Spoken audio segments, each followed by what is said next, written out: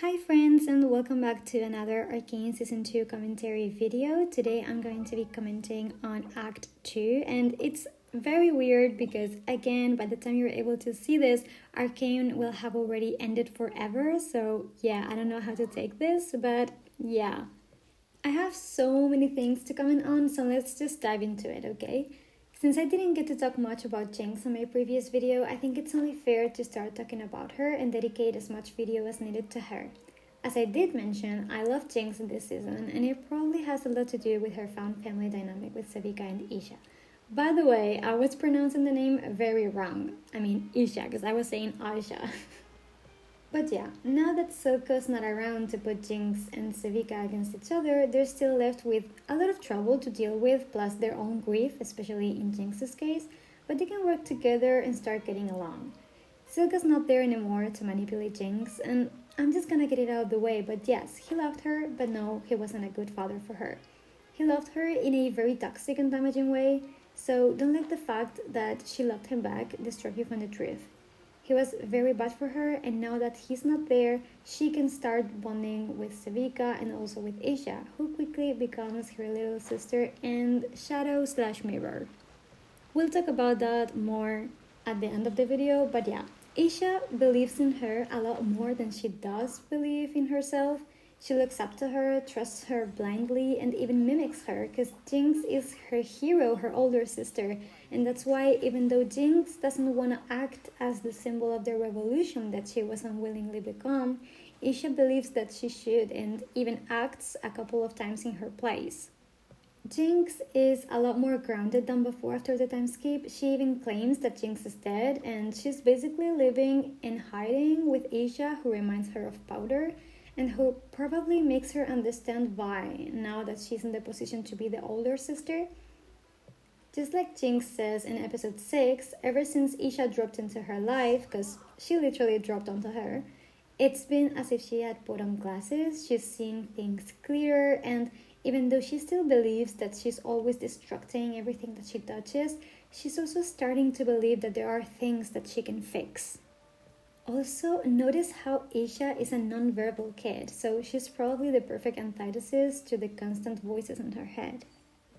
But yeah, Jinx is keeping herself outside the revolution and only decides to take part in it when Sevika tells her that Isha has been arrested alongside everyone who's attended the rally by Vander's statue. Also, notice how Sevika's kind of starting to resemble him, Vander. And yeah, Jinx and Sevika break into Stillwater in order to break everyone out, and this gives us one of the most hilarious scenes, because honestly, Jinx keeps on getting the best dialogues, and there's this scene in which the guard asks her who she is, and she grabs her braid and says, Jinx, like, who else would I be, you know? But the guard's like, you want me to believe that Jinx, the Jinx, wears those kinds of pants? And Jinx is like, what's wrong with my pants? And the guard says, you look like a half-eaten circus tent. I love that dialogue so much. It never fails to make me laugh. So she and Sevika break everyone free, and that's when everyone touches her ungratefulness, and probably when she realizes what's the right thing to do. But Isha's not there, so she goes looking for her, and when they meet again and hug each other is such a beautiful moment. But Singed had summoned Warwick via his own blood, so he gets there and starts wreaking havoc, basically. And so our big fat hero Jinx tells Sevika to get Isha out of there while she stays to fight Warwick, which, sorry to get into that already, but gives me even more chills now that it reminds me of the moment in which Vi stops Jinx from following Isha at the end of episode 6. But yeah, Warwick ends up recognizing his daughter Powder in Jinx, so she survives and goes looking after Vi, who has not had as much of a peaceful time skip as her. Vi's been dealing with the breakup in the most Vi way possible, which is alcohol and tons of physical violence. She's been on her Peach Fighter era, which was an incredible montage, by the way, and I love how Loris was only there just to kind of keep an eye on her during those times. And by the way, I'm still wondering if he's gonna end up being some undercover agent or something, because he's been following Vi ever since they met, and he could just be a cool guy, but he also seemed to clock Maddie in a way that I haven't seen other people talking about, and I'm honestly just gonna get it out of the way. I was confused about her too in Act 1. Like, I thought she could either be a very naive person or someone who was working undercover as well and was putting on the performance of her life. And it still could be either way, but I actually think it is a mix of both. Like, yes, she is a traitor, but of the worst kind. I think that she had an eye on Caitlyn and wanted to get close to her, discovered about her and Vi, and still decided to play the kind person to get Vi to talk well about her. So, what I mean is that when she called her out in the street, she already knew who she was. Because honestly, correct me if I'm wrong, but wasn't Vi like covering her arm at the time? Like, I'm not buying what she said, like, I know who you are because your name is written on your face. No, Maddie had to know who she was and was pretending to be so kind in order to help Caitlyn bring Vi back because she knows how important Vi is to her. And Loris actually glanced at her in a suspicious way. So they could be maybe both of them spies or something, or maybe he's just able to spot a fishy person when he sees one. I don't know, but I think that Maddie wanted to eventually have something with Kate, even if Vi was in the picture, and that's why she got in her bed the moment Kate broke up with Vi, and of course had the opportunity, because that's a very Kate way to deal with the breakup, to rely on physical sex, but while also being emotionally unavailable.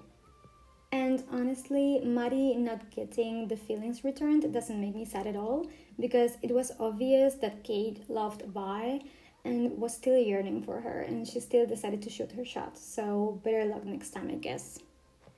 But yeah, how could a young cadet with almost no experience and who's not close to Kate get into her special squad for the clandestine mission? How did Loris got in it too? I had those doubts on my previous video, and my current theory is that Vi is the common denominator in there. They couldn't trust anyone after all the corruption they've already seen in the enforcers, so Vi could have just told her about that cool guy who'd been with her at her lowest and the seemingly good girl that had convinced her to ultimately join them. She's young and possibly a new addition to the enforcers and seems to be very loyal to Kate, doesn't she? So I think that's why they chose them, and I think Maddie was playing foolish in order to get Vi's good opinion on her side. Because there was no point in speaking ill of her in front of Kate. She's not stupid and she knows that she doesn't have a chance. So the best thing that she can do is to get Vi's approval as well in order to be allowed to be with them in the most important and closed off activities. And then wait for her opportunity to take her shot at Caitlyn. So yeah, I may be completely wrong, by the way, but I'm very passionate about this theory because it's the only way I found to explain all of these things. But anyways, going back to Vi, she has a hard re-encounter with her sister, but once she's finally cooled down, they start being sisters again, and please, I'm begging, do not separate my sisters. Also, see how Jinx was writing Jinx on her face, just like Vi has her name tattooed on her face? She's copying her, just like a little sister, and just like Isha does constantly with her. It's so precious. And yeah, they go after Vander and they have another one of their iconic sibling fights. Like, these two women could take down practically anyone. They're both very good fighters, and then when they fight each other, they're as goofy as they can get. And I want to comment on the fact that Vi ended up hitting Isha, and I think that was a very grounding moment for her because she realizes that she's lost control for a second and she would have never hurt Isha on purpose. I talked about that on the previous video, and also now that she has to see having Jinx, in front of her, having someone else as her sister, I wonder how she felt. Like she probably felt left out or even hurt, because I believe she did, since she voiced out that she didn't see why they needed her there. But Jinx said that Vander is her father too, and so they should go together, and it was very, very beautiful. Once they find him, Vi fights Warwick in order to protect Jinx and Isha, and we get a lot of memories from Vander as he recognizes Vi as well, and of course Vander named Vi. I wouldn't be surprised at all if Silco had had anything to do with Powder's name.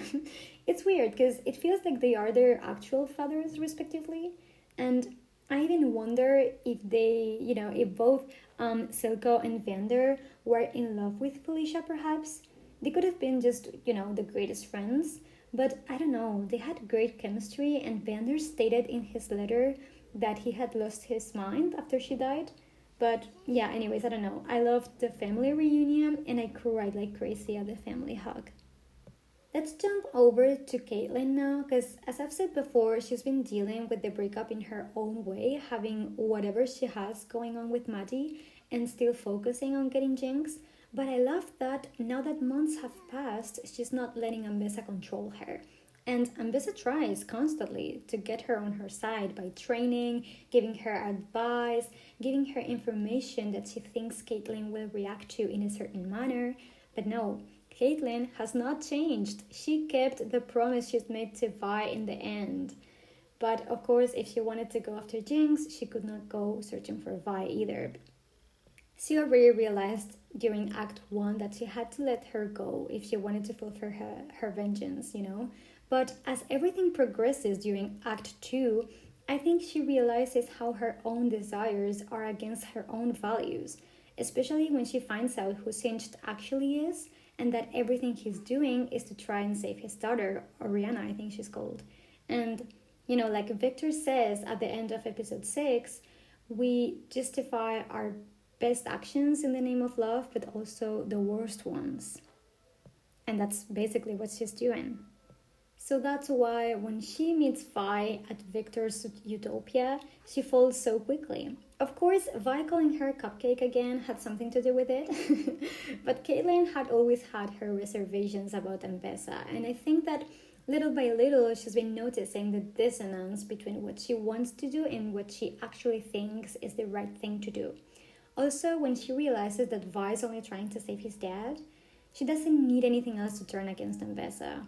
It may even be a way of asking for forgiveness or trying to make things right after their fallout, although I still hope to have a proper conversation on the matter in Act 3.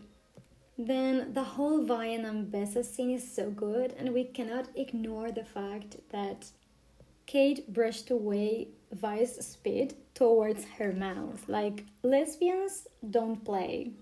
And yeah, I love how Ambessa was tricked by them and how cool Vi was. She even used Caitlyn's skilling game, I believe, and then, of course, took Caitlyn's weapon to bring it back to her. It was an amazing scene. I really, really loved it, and I loved to see the girlfriends fight back together again. At the same time, Caitlyn saved Warwick from Singed, and then Jinx saves Caitlyn from this man who works for Ambessa, whose name I don't remember. And honestly, I don't really care because afterwards Warwick defends Jinx as well, and he says the iconic line of "Don't touch my daughter." And a little bit later, he kills the guy. So yeah, I guess it's fine if I don't remember his name. And yeah, Vi arrives there, and for a second, she's happy and has it all. She's kind of making amends with her girlfriend. She hasn't seen it, but Kate and Jinx have kind of worked together. Her father is back, and she's having the perfect family reunion, basically. But at the same time as well, there was someone else infiltrating the utopia, and that is Chase. He'd just come back from God knows where, killed Sallow, and now, I'm not gonna elaborate too much on this because I think that we have been giving only a little bit of information, and I think that we're missing key information to understand what's going on, and that we will receive it in Act 3. But as of now, just as I've spent the week between Act 1 and 2 saying, Caitlyn, get behind me, I've spent the week between Act 2 and 3 saying, Jace, get behind me. Because what I understand is that he's either seen visions from the future or even been there during these months, and that he's been sent back by Echo and Heimerdinger with the mission of finishing Victor. And why? Well, because he looks like he's curing people, like Victor, and he surely has good intentions, but those people don't even act like themselves anymore. And even Victor admits that he was clouded by emotion when he didn't want to, I mean, when he wanted to destroy the hex core. But now that he doesn't use emotions anymore, he wants to keep it. While Jace, who did not want to destroy at first, wants to destroy now. So Victor's kind of liberating, freeing people from their emotions. But that's the essence of humanity, you know, emotions. So what is he doing to these people? Also, Jace keeps getting these visions from the future, I think, or maybe memories from the time he spent there. And those people don't even look like people anymore. They're kind of like robotic aliens, like, I don't know, something very weird and very scary. So I believe that's what he's trying to prevent. Also, the Jace I know would never hurt Victor if it wasn't, you know, something that really needed to be done. And actually, it seems like he's even tried to do it again. I mean, before, like, he's trying for, I don't know which time, because he says this line of, I won't fail, and he remembers saying it, so I don't know. I know that Echo has some kind of controlling time powers.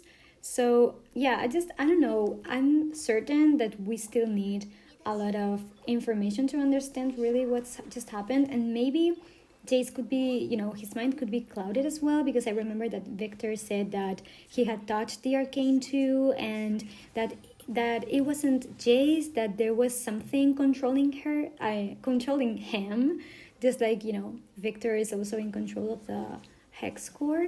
So I really don't know. It's hard to, I mean, not pick a side, but, you know, it's hard to know who's in the wrong here, but I stand more with Jace. And of course, I don't think Victor is a villain or anything. I think that he really just wants to help, but I feel like he's being manipulated. And I also trust Jace more because I believe that Echo and Heimerdinger are also behind his actions, you know? They must have a plan or something. But I don't know, maybe this won't age well, you know? We'll have to see. Also, Victor seems like he's expecting him, and like he knows what's gonna happen because he looks up into the ceiling, like when Jace finally kills him and opens like a huge void there. So I don't know if he's kind of seeing the future or remembering, or I don't know, it's just so weird but very interesting. But yeah, this is kind of my theory. And another theory is that Victor is going to resurrect at some point. I don't know how. I don't know if it will be something of, you know, something related to time travel or another thing, but I believe so because his Jesus Christ parallelisms started out as a meme, but I don't think they're a meme anymore, so I'll leave it there. So after Jace kills Victor and all the people that have been cured by him start to collapse, and Ambessa gets there and creates chaos basically, Warwick is left alone with Singed. So I believe that Warwick's meltdown has nothing to do with Victor, but with Singed red liquid. And, well, Ambessa charges against them, and Vi gets hurt, and Jinx gets hurt, and Isha... this is the point that I really did not want to reach. But Isha sacrifices herself using Jinx's gun and Vi's hex core to shoot at Warwick, causing an explosion that he would probably survive, but she won't.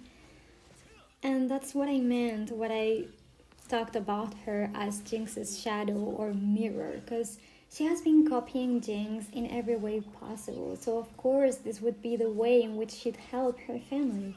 It's gut-wrenching. I cry every time I think about it, so I'm not gonna go too deep into it. But I'll just say that I hope that the person who said on Twitter that Echo might be able to save her is right, and if that happens, I'm literally downloading League of Legends. Like, I'm not even joking. Honestly, I'm in a position in which if Jinx makes it, I'll be downloading the game too, because there's a lot of people pointing out that that she might not make it. And I can see how, because this is her modus operandi. She would sacrifice herself 100%, just like Isha has just done. And I also don't know how she's gonna take Isha's sacrifice. So she could, but I don't want her to, okay? I want my girl. So if she makes it, I'm fucking downloading the game too. But yeah, I would love for Echo to actually save Isha and maybe Victor, or yeah, I don't know. I don't know how, but if it can be done, please just be done. But yeah, back to Jinx. She's gonna really understand Vi now about why she wanted her far from the fight as a kid, but she's also gonna feel the loss, and I wonder how far she'll go after this, because it's really gonna mess with her. And I wouldn't be surprised if she ended up, doing the same. But please, Jinx, survive, and I'll download the game.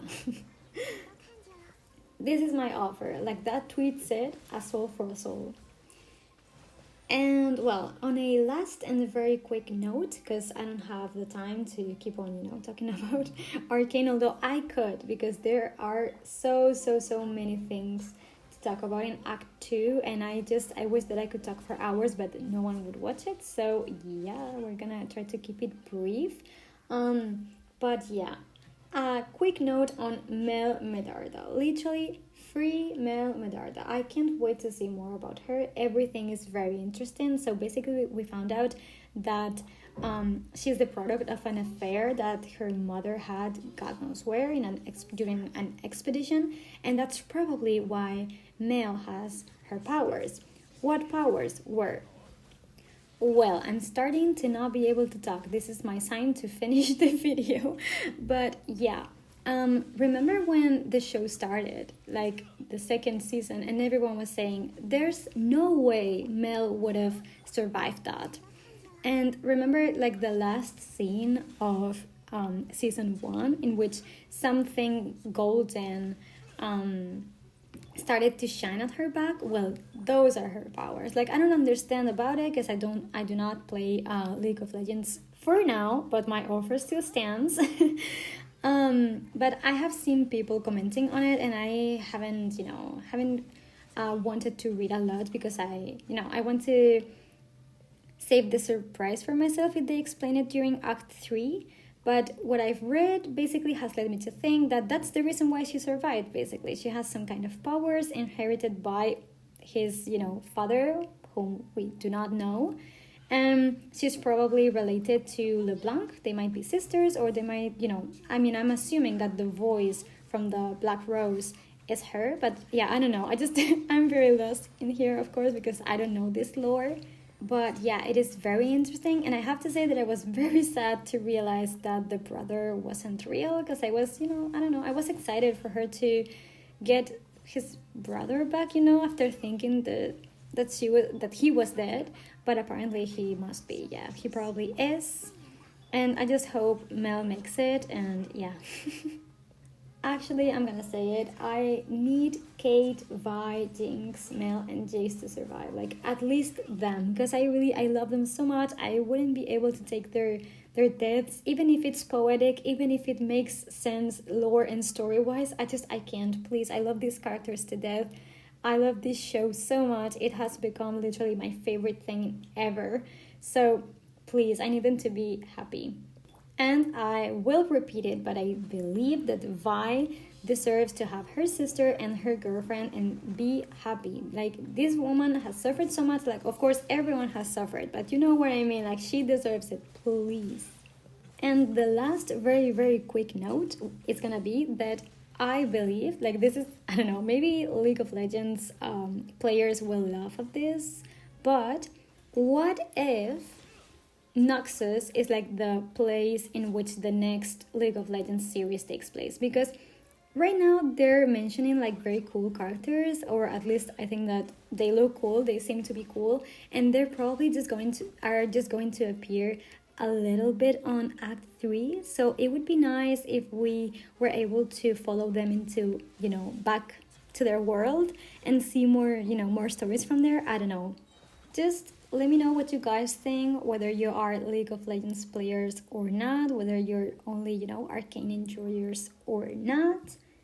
But yeah, I could stay here talking about this for hours, but I'm gonna end it. I can't believe that, yeah, I've already said it, but I can't believe that by the time this is published, I will have already seen the end of Arcane. I'm so not ready for it. But yeah, I hope this didn't age too badly. I hope that you enjoyed both Act 2 and Act 3. And of course, there will be another commentary on Act 3 next week. So thank you so much for watching. Please leave a like because this took a lot more time than you think. And see you on the next video. Bye!